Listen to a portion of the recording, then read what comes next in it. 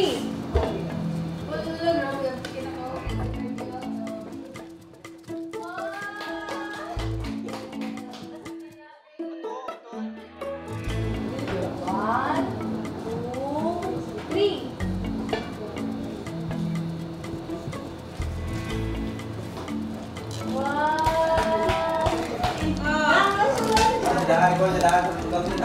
Wala sa lutia ha. Kasi... Asa man yung buhaton? Pwede may sa anak.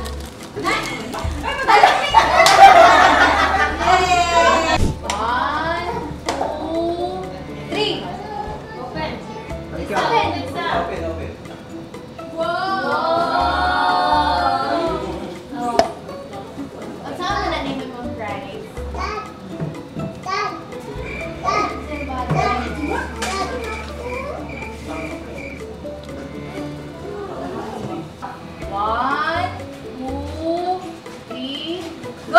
Open. Open. Wow! Open!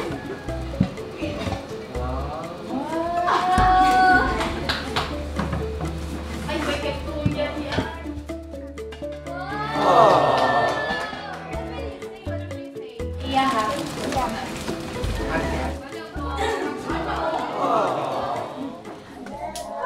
Unsa man imong na-feel as a parent mama, ang imong anak nihatag siya, wa siya subuan, nihatag siya.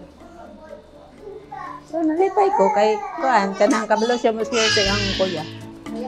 Train kanang sa pag kuan nga kabalo pod mga hatag sen ginagbay lang. Siyempre malipay kayo.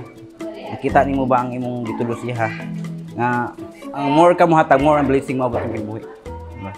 Di lang kana lang kun dili mas more you give, more you blessing, mas maayig ta mo hatag kaysa ikaw tagaan. Siyempre, train ginato sa mga maayo, no, di ba? Maayo nga influence ba?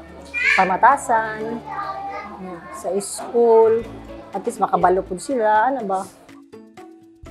Para sa ako, ang ako rang ika-advise kanang ang mga bata gyud na kinahanglan magid na sila kalinga gid sa mga ginikanan, kinahanglan i-guide gid sila permi sa ilang mga ginabuhat kung nakasala man gani sila.